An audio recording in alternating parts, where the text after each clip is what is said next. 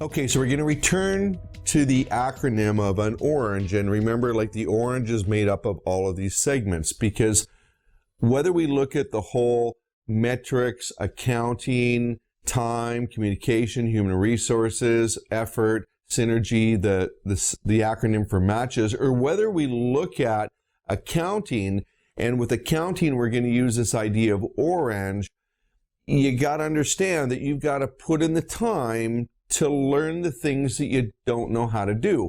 So if you don't put in the time, then you're going to end up paying more than you have to. If you don't put in the time and you don't learn some of the things that you need to learn, then people who know more than you will take advantage of you. I mean, that's all it boils down to. So it's like when you go to a car dealership. If you don't know anything about cars whatsoever, and you walk onto a car lot and you say, well, I like that one, it looks nice, and I like that color.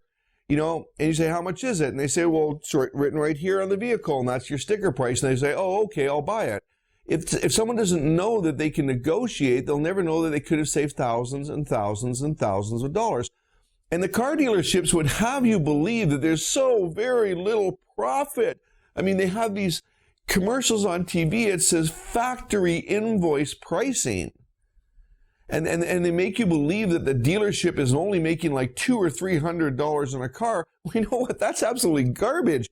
Because if you understood how the car industry worked, I tell you, well, let's give you an example. Because I was on a plane and this guy was flying 1,500 miles home because he had delivered a new Ford F-350 from the city that he lived in to a rural community. And there was $18,000 worth of profit in that deal.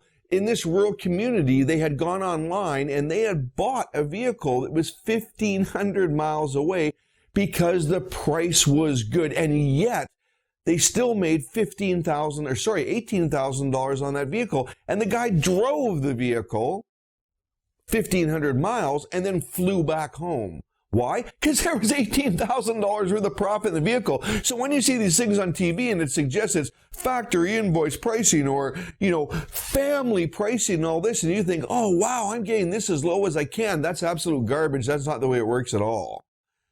So you do your research, you phone around, but the same thing goes for any large expenditure. So if you're going to be doing a renovation, specifically if you're going to be building a practice up from the ground, like ground up from scratch, you need to find out how much the trades typically charge. And you need to get an estimate. Because I used to be in this line of work back in my early 20s. I was telling you that in the last segment. I had a contracting company. We did renovations. I had over 100 employees. It was incredibly successful. We had so much fun. I think the average age of people working for us is like 22. We had one woman working for us. She was 30. We all thought she was ancient. Okay, but the fact of the matter is, contracting was actually a pretty good business. So how did I end up, going back to school? Because I had a classmate that I took biochemistry with and physiology and all this. He says, why don't you apply to dental school? It's what you always wanted to do. Well, the fact of the matter is I was having too much fun running my own company, and it was making really, really, really good money. But I went, yeah, okay, what the heck, I probably should. And I applied, and what the heck, I got in. But it is what I always wanted to do, and no regrets. But you know something? When I graduated from dental school, I understood business. So when I was negotiating after I'd purchased my own practice, when I was negotiating with supply companies, I had an idea what I was talking about, and I negotiated a number of things that if you didn't know these things, you'd be paying through the nose. But my sales rep from the company I did choose, Dale kept using this, manipulative technique that every time I'd say, wow, that sounds like quite a bit, Dale, he'd say, oh, doctor, you better get used to it. And he'd always call me doctor. I guess that's supposed to make me feel good about myself. And he'd say, well, doctor, like, you don't know what you're talking about. You'd better get used to it because that's how much it costs. And we're just supposed to swallow that. We're supposed to be gullible. So let me tell you why I stopped dealing with that particular company. It wasn't just they were going to completely screw me over for $70,000, $80,000 on a $14,000 renovation. There was another thing. I needed to get some base plate wax.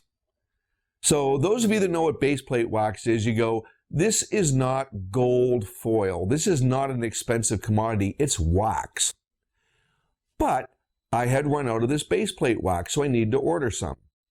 I didn't think it would be that expensive, so I just called Dale and said, I need some base plate wax. And the next day, I got a 5-pound box of base plate wax. And at the end of the month, when I was looking over all of my invoices, the price of that 5 pounds of wax was $280. $280 for 5 pounds of wax? Like, you've got to be joking. For $280, I'll scrape wax out of people's ears, for crying out loud. Like, this was absolutely exorbitant. It was disgusting. So you know what?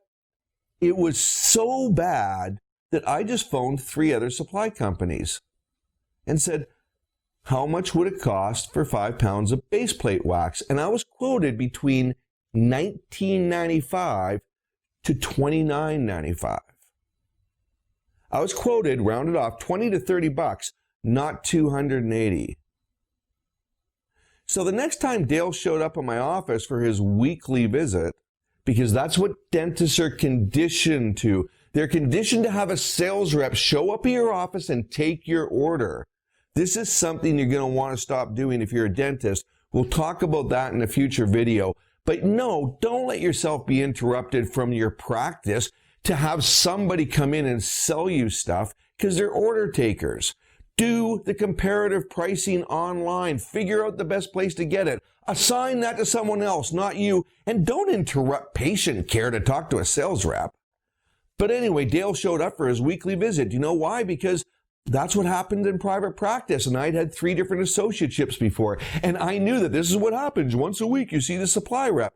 So when the supply rep came in, I sat down and I said, Dale, I'm looking over my invoices here. And this 5 pounds of base plate wax, it's $280. And he went, yeah? Like, instead of saying, oh my gosh, I can't believe it, $280, there must be a mistake there. He didn't say that. He said, yeah? This is the Mexican beach vendor. This is me going, I don't like this price. And the beach vendor goes, whoa, that's how much it is. It's $30 US, senor. Because what Dale should have done was said, oh, there's got to be a mistake. But he didn't. And then I knew I was getting, hosed is the word, or, thrown over a barrel or completely screwed. So I said, I want you to go back and look into that for me, Dale, because that's really high. And he goes, well, I told you before, doctor, you really need to get used to it. I said, no, Dale, that price is really high. I didn't tell him what prices I had, but I made it really clear that price is really high. So when you're watching the sections on communication, we're going to talk about when your voice goes down, you're making a statement. When your voice goes up, you're asking a question. What I didn't say to Dale was, Dale, that price is high, which means I'm not sure if it is or it isn't. I went, Dale, that price is high. And my voice goes down. I'm making a statement. That was a very strong message to Dale. Figure out something to tell this guy. So you know what? He called later that afternoon. He says, oh, you know what, doctor? Oh, they made a mistake in shipping. Seriously? He expects me to buy that? This is what happens in shipping. They get these labels. It gets scanned. A box comes off a shelf. The shipping people have no idea what pricing is. That's what sales reps do. But this is what he wanted me to believe, or he thought I was gullible enough to believe. He says, oh, they made a mistake in shipping. What they must have done is they must have charged you $280 for 5 pounds when it should have been $56. But they took the $56 and they billed that 5 times because there's 5 pounds. You get this? Now, I don't know how stupid he thought I was, but it comes in a box of 5 pounds. It doesn't come 1 pound at a time. So here we go. He expects me to believe that a unit of a product, which is a 5 pound box of wax, somehow the shipping people who have nothing to do with pricing divided it into 5 segments? He also expects me to believe that if that was true, that the segment, the 5 pounds, should have been $56. So I just asked him that because I'm playing dumb. I'd say, oh, Dale, so actually it should have been $56 for 5 pounds? He goes, yes, doctor, that's what it should have been. See, this is when the Mexican beach vendor goes, how much do you want to pay? And when you tell the Mexican beach vendor you'll pay $15 for the hat, that's the bare-ass minimum he'll sell it to you for, and he wants to sell it for more. So when I said to Dale, oh, Dale, so is it supposed to be $56? See, now my voice is going up like a question, but I'm doing that on purpose because I understand communication. He said, yes, it's supposed to be $56. And I said, that's amazing, Dale, because I shopped around to your competitors and I could get it between $19.95 and $29.95. And that was the last time I bought anything from Dale.